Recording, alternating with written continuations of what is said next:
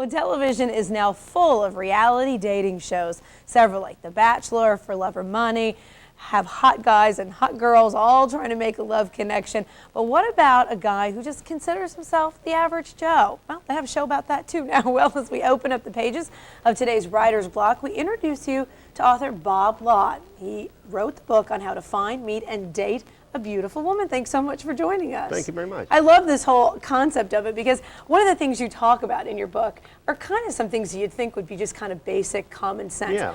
Dress nice, have good hygiene. I mean, are there really guys out there who need, well, yeah, you know what, you're right. Now that you mentioned, there are guys who need to be reminded of that. They have short memories as to what to do. And you really go into that in the book. Oh, absolutely. And why do you think that's so important? Why do you stress that? Well, women want to be impressed by a man. She's looking for good hygiene. She wants a man that smells good, looks nice, well-groomed. Presents himself well, takes care of himself. Yeah, you're selling yourself, you know. If you're not selling yourself, you're in trouble. Especially, you know what, I think because women go to great effort to buy a nice outfit, dress nice, look nice, and then you go on a date and the guy hasn't made that same effort. It kind of sends you a signal that you're not important. Right, you know, and you're not going to be able to make that appeal as far as who you want to be able to attract. Now, I think you're going to have bosses and supervisors cringing when I say this next thing, but you actually recommend that men take sick days to go out and look for women. You better justify that. Well, you know, it's like this. You want to be able to eliminate the competition, and you want to be able to find quality women out there. And most men are just occupied in what they're doing for a living to be able to go out and meet someone. And so this gives a person an opportunity to say, let me go out and let me see what's available. So who's available. You're not suggesting men all of a sudden become slackers. You're saying no, not take at all. time off from your work and what you're normally focused on. Absolutely. And focus on what's important to you as far as a personal relationship is concerned. I think women as well as men would agree. You see someone maybe catches your eye, or somebody even says, oh, I've got someone I'd like you to meet. There's that just wall that you're terrified to go and meet that person, talk to that person. You need that opening line, and those opening lines have become the butt of many jokes because they're very hard to come up with a good opening line or icebreaker. And you actually have a very unique suggestion.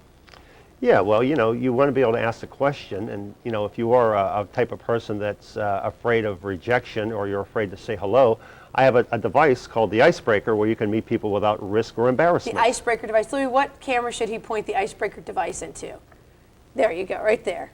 And it's one way to be able to meet people without risk or embarrassment. And now tell me what the icebreaker device is. The device now don't try to go through airport security with that, because then they're going to have you in handcuffs. We won't do that, but yet again, you have a green, yellow, and red light. You flash a green light. It means I'm attracted to you. I'd like to get to know you. And I would say to the woman, well, this is an icebreaker. I'm flashing this light because I'm attracted to you. I'd like to get to know you. I give this icebreaker to you. If you're interested in me, you flash a green light. If you're married, engaged, you'll talk to me. You'll flash a yellow. If you're not interested at all, you flash a red. Have you actually used this device? I've used this, yes I have. And what's the reaction that you've got? I got a great response. I used it once, scared me to death, you know, and decided to cool it for a while. But you just have fun with it. You have fun with it, absolutely. Okay, it's very a conversation unique, piece. But you know what? Right away you're going to know if the girl that you're talking to has a sense of humor. Has a sense of humor, and you know where you stand with her immediately.